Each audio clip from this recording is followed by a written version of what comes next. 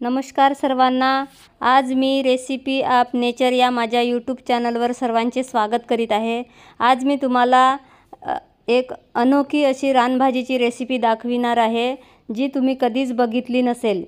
ही भाजी म्हणजे कमळाच्या मुळाची भाजी आहे। या कमळाच्या कंदाच्या रानभाजीला काही भागामध्ये कमल काकडी किंवा भिसी म्हणतात।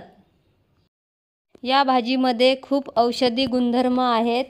ही भाजी खाल्ल्याने आपल्या शरीरातील अतिरिक्त कोलेस्ट्रॉल कमी होते, शरीरातील रक्तभिसरण वाढवते। या भाजीमध्ये विटॅमिन बी, थायोमिन, फॉस्फरस, तांबे, मॅग्नीज यांचा तर साठाच आहेत। यामध्ये विटॅमिन सी भरपूर असते, त्यामुळे आपल्या शरीराची रोगप्रतिकार शक्ती सुद्धा वाढते। या भाजीमुळे शरीरातील रक्तामधील साखरेचे प्रमाण कमी होते, त्यामुळे मधुमेह या आजारापासून आपल्याला सुटका मिळते।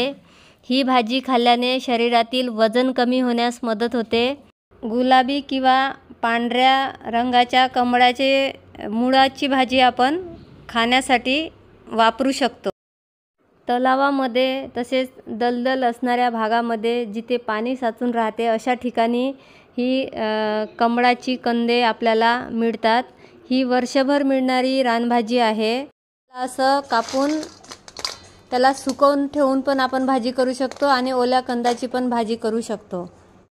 या भाजीला बघितलं तर ही भाजी भेंडीच्या भाजीसारखी दिसते आपल्याला, पण ही कंदाची भाजी आहे आणि खायला खूप सुंदर लागते। त्याला मी आता पाणी घालून 5 ते 7 मिनिटं वाफवून घेणार आहे। भाजी वाफवल्यानंतर याच्यामधील मी पाणी काढून टाकलेलं आहे आणि यानंतर मी आता हे कढईमध्ये तेल घेतलेलं आहे आणि त्यामध्ये जिरं घालत आहे।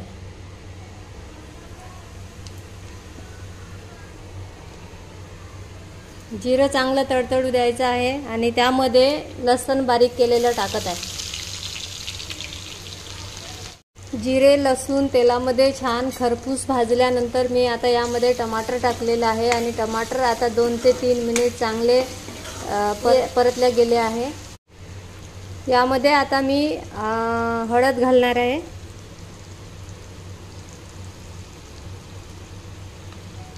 आणि यामध्ये लाल मिरची पावडरच छान लागते, हिरवी मिरची चांगली लागत नाही, म्हणून मी आता लाल मिरची पावडर टाकत आहे।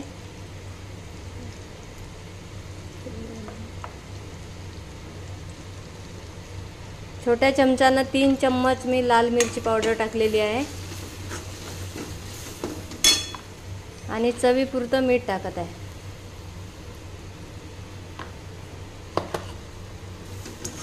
टमाटर, तिखट, मीठ छान शिजल्यानंतर यामध्ये मी आता भिसीचे हे कापलेले कंदाचे तुकडे यामध्ये घालत आहे आणि याला आता चांगली मिक्स करून 5 मिनिट झाकण ठेवून याच्यावर शिजवून घेणार आहे।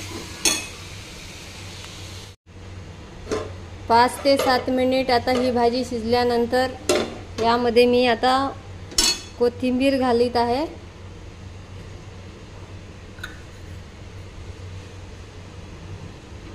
तर ही भाजी पूर्ण शिजून तयार झालेली आहे आणि ही पोळीसोबत भातासोबत खूप सुंदर लागते। त्यामुळे सर्वांनी ही भाजी करून बघा आणि खा। आता ही भाजी शिजून तयार झाली आहे। हा खूप सुंदर चव झालेली आहे हिची आणि एकदा जर तुम्ही ही भाजी खाली तर वारंवार तुम्हाला ही भाजी खावी वाटेल। तरी सगळ्यांनी माझा हा व्हिडिओ जास्तीत जास्त बघा आणि माझ्या चॅनलला लाईक व सबस्क्राईब करा। धन्यवाद।